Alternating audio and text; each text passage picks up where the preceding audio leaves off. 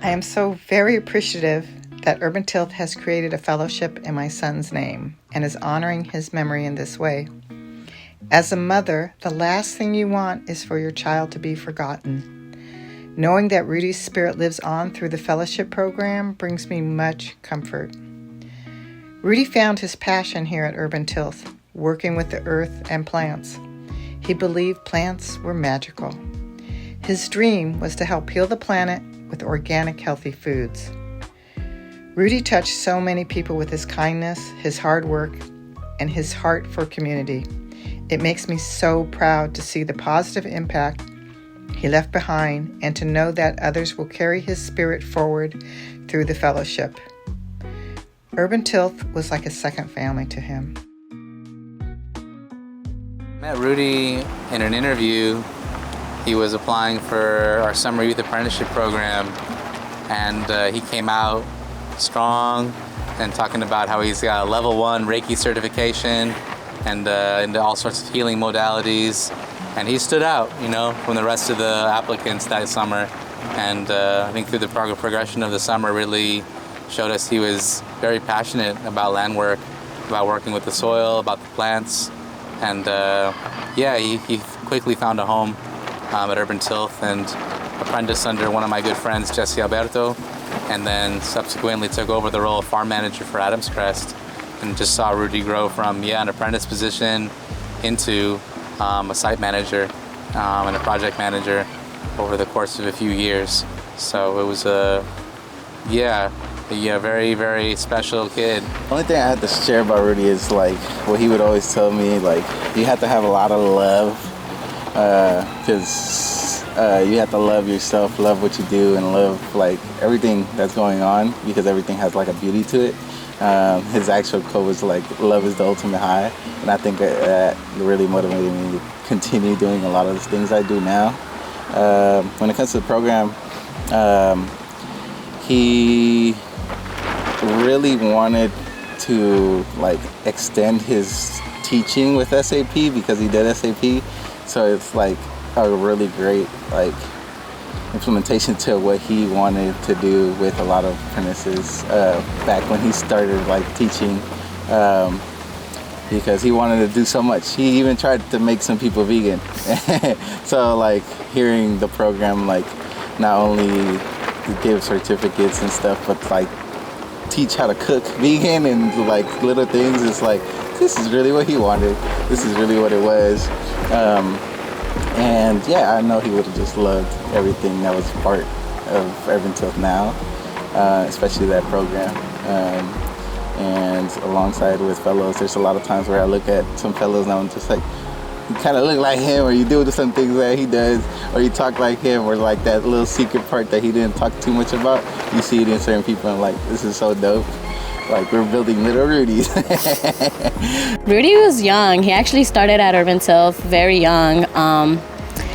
And, at that age, we're not really thinking about farming. And, it's not really a career that we're taught in schools to, pursue.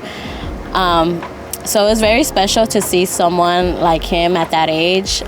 He's just a year older than me, but at that age, just being so passionate about the work, so passionate about the land. And so, he would go home and study what he was doing at work. It wasn't he's just coming to work, being told what to do and doing it. It was more he would go home, watch a documentary, study something, take seeds home, try to start his garden at home. And it was really dope because, that inspired, I feel a lot of people, especially during the youth program, to pursue this work and see, an abundance in it rather than just it's just farming and under the sun and thinking of it negatively in that way. So I think that's what made him very special and important. I'm very lucky in the sense that I get to see the way Rudy's legacy has impacted many people's lives every day, including my own. It's just such an honor to be a part of something so much greater that essentially provides opportunity for young folks to be able to reclaim their relationship with the land. Beautiful to see that a spirit could have an impact on at least one person for whatever it is that they poured into this work, had now created an environment where more people can learn and benefit from their sweat, their blood, their tears, their ideas, their joy. And I could sit right here today and benefit from that, you know. I heard somebody say, like, one of the greatest things you could do as a human is to inspire. So if Rudy's life inspired a legacy, then it's like I'm honored to be a part of that, because now wherever I go, I can keep his name a part of my story. Like, oh yeah, I was a part of the Rudy Lozito Fellowship and I learned this and that. So it's like his name lives on through the work that I do. And I never met Rudy. I feel like opportunities like these are important. Even after I left, I was trying to find, land to work on, and it's really hard. It's not easy to find or to access land. So when we have land here, and we're also feeding the community, so it's like a training center. You get to come here, learn, and give back to the community. You make networks that last for a long time here, and when you come on the farm, your attitude and everything kind of just changes and adjusts to what nature intended to be. The fellowship impacted my life and growth in many ways, and honestly in a lot of ways that I didn't think it would.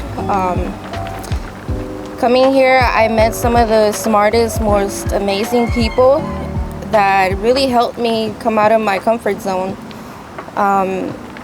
There were experiences that I lived that motivated me, inspired me to live self-sustainable and, grow my own food. And there were others where it was like a whisper from my ancestors to remember where we came from. Pero él siempre lo vamos a recordar así. Por eso sigo sembrando el sage, porque llegaba con su pedacito en el oído de sage y a donde quiera que caminamos y yo veo su vidrio, ahí está Rudy. Pues yo siempre veo el sage, ahí está Rudy para mí. Thank you for remembering my son and for helping his light continue to shine. I love you, Rudy. Plants are basically magic.